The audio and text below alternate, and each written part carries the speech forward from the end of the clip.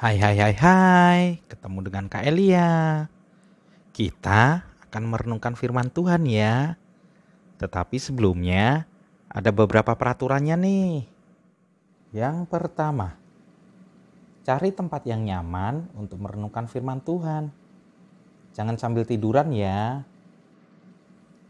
Kedua, supaya lebih fokus, jangan sambil makan atau minum juga ya.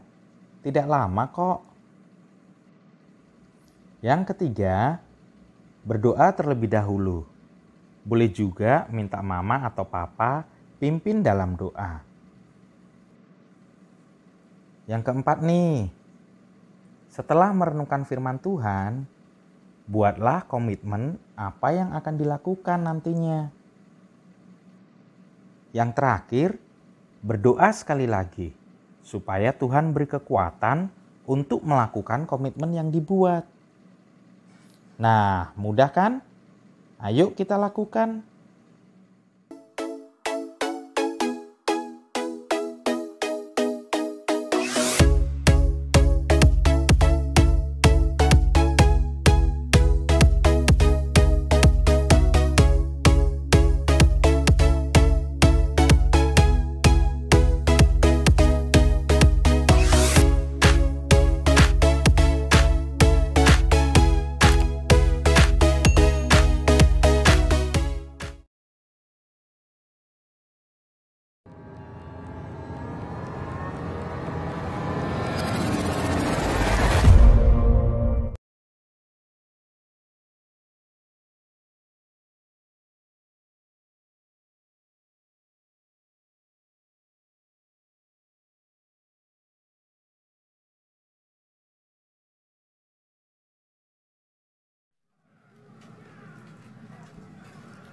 Shalom adik-adik, ketemu lagi dengan kakak di Renungan Gerakan Cinta Alkitab hari ini.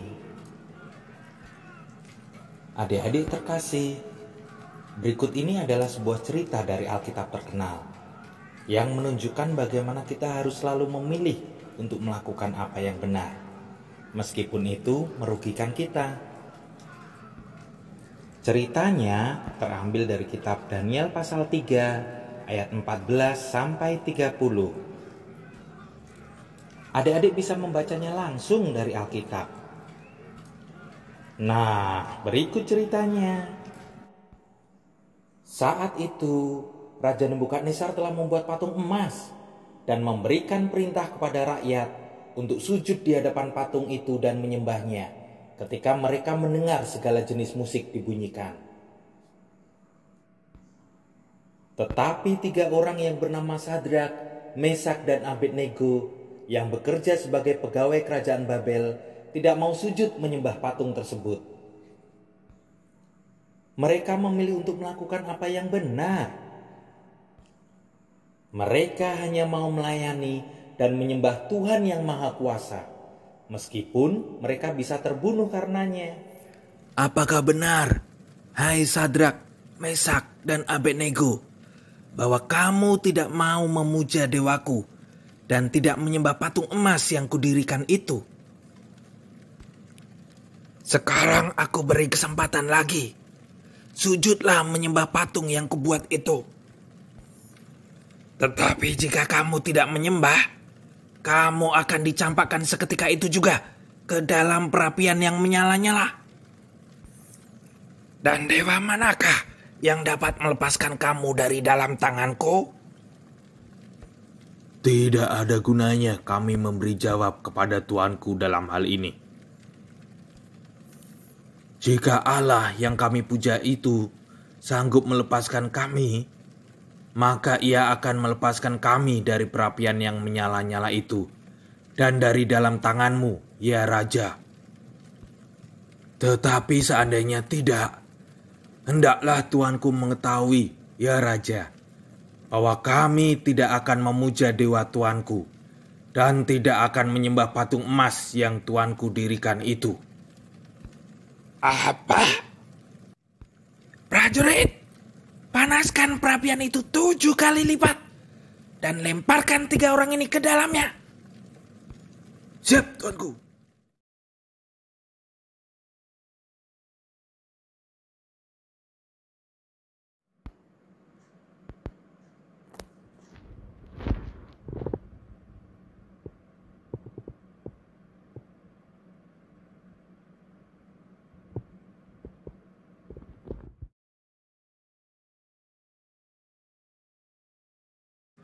Prajurit, bukankah 3 orang yang telah kita campakkan dengan terikat ke dalam api itu?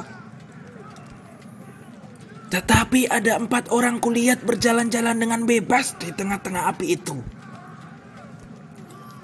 Mereka tidak terluka. Dan yang keempat itu rupanya seperti anak dewa.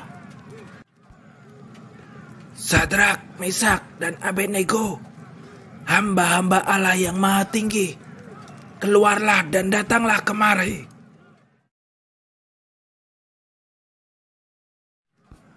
Bagaimana dengan adik-adik? Apakah adik-adik juga bersedia untuk melayani dan menyembah Tuhan saja, tidak peduli berapapun harganya?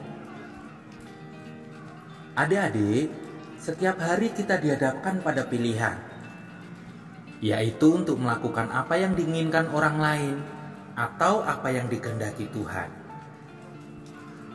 Misalnya, ada teman-teman di sekolah mencontek saat ujian penilaian harian agar mendapatkan nilai yang baik.